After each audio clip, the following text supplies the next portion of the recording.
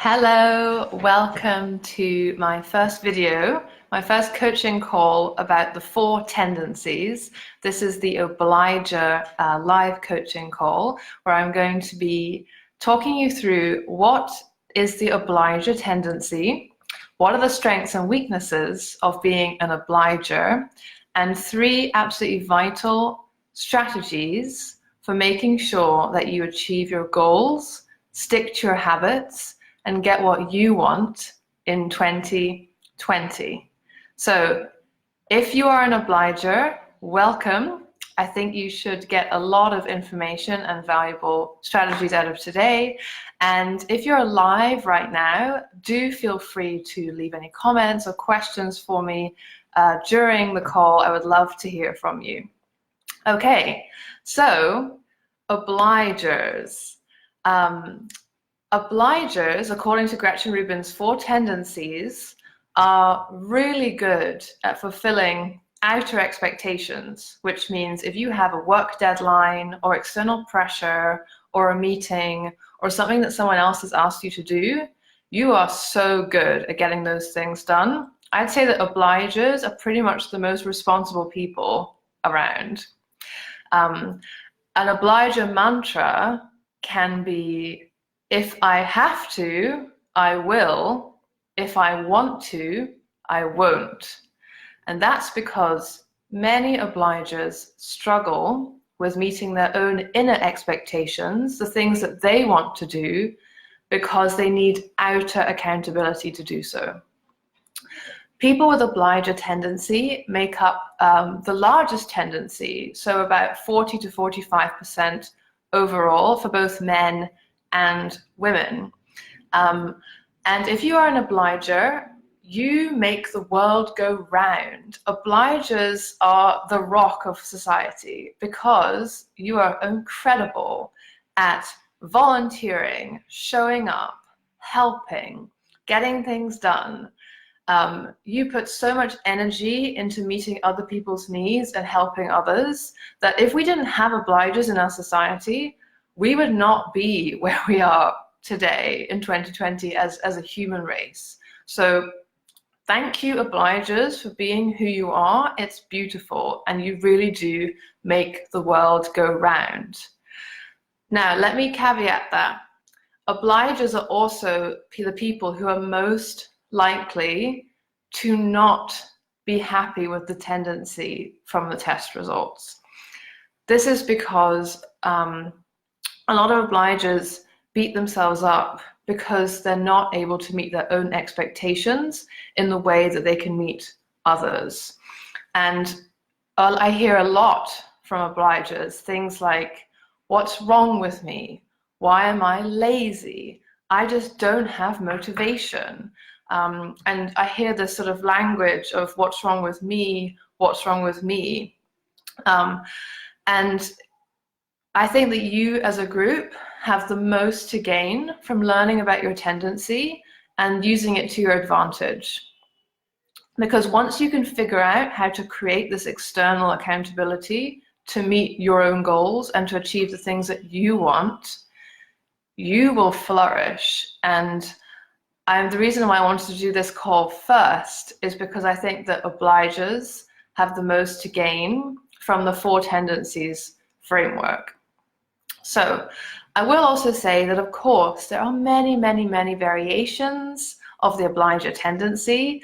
We're each completely unique, and many different factors to do with our personality, our circumstances, and our backgrounds will affect how we react and respond to things in life. So, of course, there'll be some of the things I share here which will really resonate with you and be helpful. And there might be other things where it doesn't resonate with you so much, and that's okay. So let's start with obliger strengths. Now, as I mentioned before, you guys really are the rock of the world. You keep the world moving. Obligers are like the linchpin of every community because you're so good at putting others ahead of yourselves. You're good at meeting deadlines, you're good at following through when it comes to projects for others, but sometimes you struggle a little bit when it's just for you. This is why This is why entrepreneurship can be quite tricky for obligers, entrepreneurship and freelancing, because when you don't have external accountability, you can often struggle to find time to work on your business or on your career rather than in it. You might struggle to self-promote, to work on longer term goals, to work on things like networking. I think obligers thrive when you're working in a sort of collective environment where there's supervision, there's deadlines, there's a bit of external pressure. So if you are an entrepreneur or you're self-employed and you're an obliger, it's absolutely vital that you build in some kind of external accountability and monitoring to make sure that you get to progress, to work on your own habits, to work on your own routines, as well as fulfilling the desires of your clients. As I said before, an obliger's strength is that you are so incredibly responsible as people, and you will follow through as long as you have that external accountability. So it's simply a question of building in, using these strategies and tactics so that you can work on your own goals. And I'm going to go into those in a bit. Some of the risks of being an obliger and not having that external accountability built in, or being able to walk that balance between fulfilling others' desires and your own. As an obliger, you may struggle with setting boundaries, saying no to people.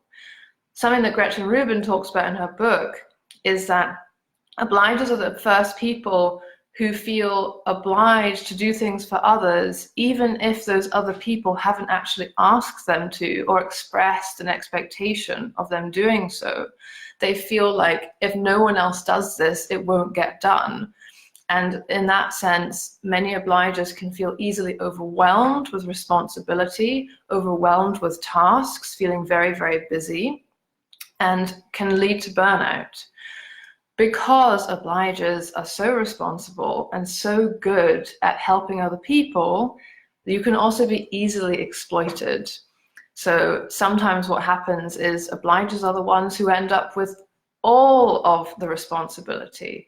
The other tendencies, for example, upholders and questioners and rebels as well, might gather around the obliger and see an advantage for them to kind of delegate something that they don't want to do. It doesn't meet their inner expectations, and they know that the obliger is going to follow through on it.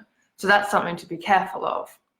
Another risk as being an obliger, especially in business, is getting a bit stuck or feeling like you're not growing or advancing because you're spending all of your time fulfilling other people's desires, your clients or your colleagues, and you're working a lot in your business, but you're not necessarily able to take a step back and work on it because you have other people's expectations coming left and right.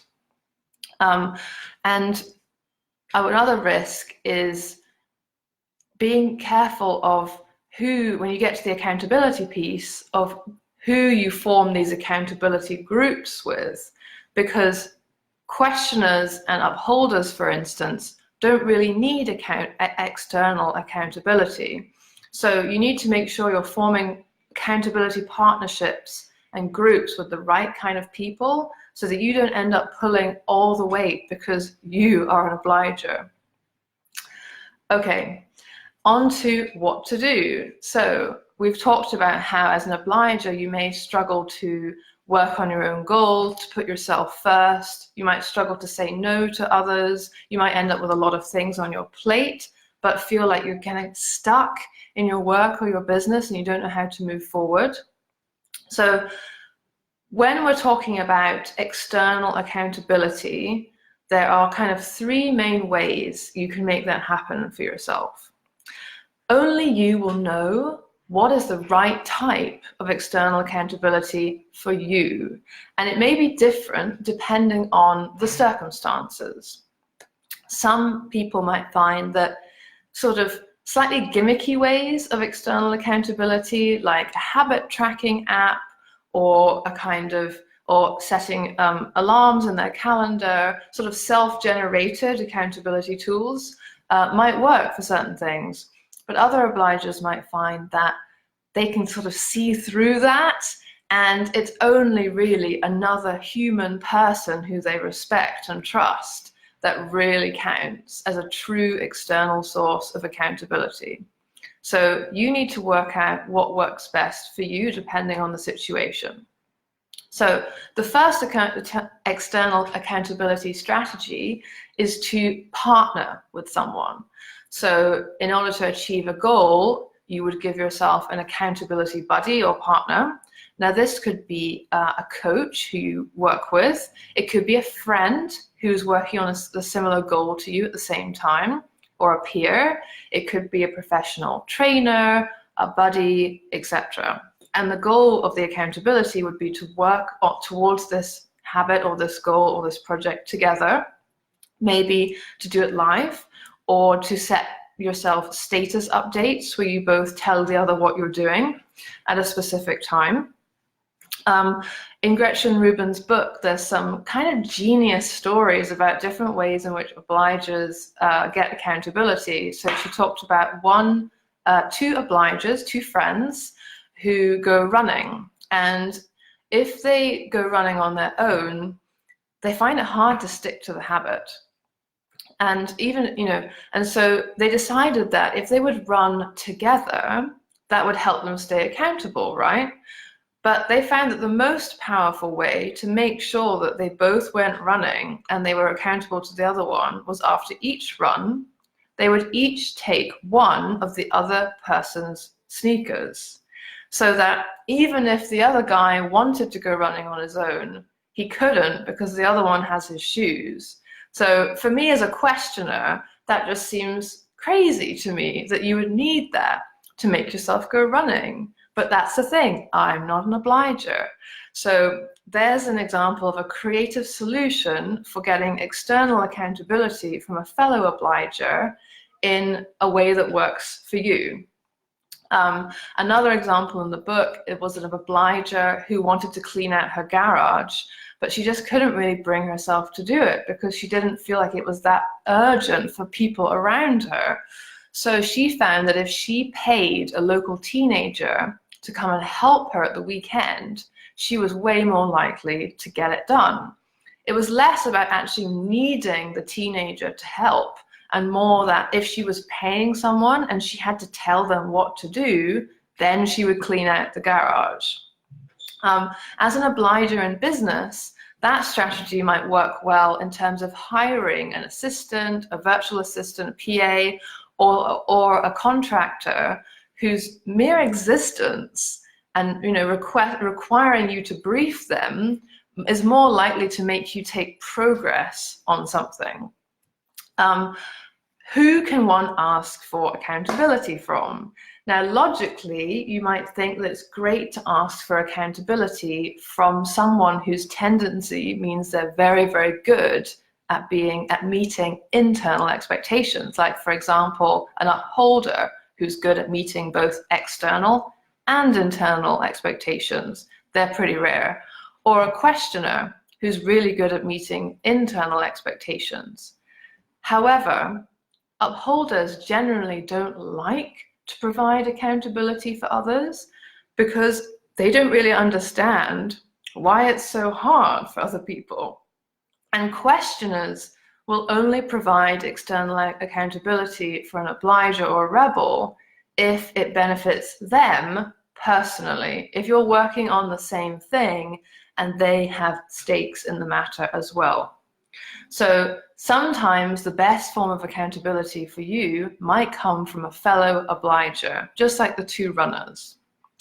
Okay, a second external accountability strategy is to go for a group of people who are brought together by a common desire to change something.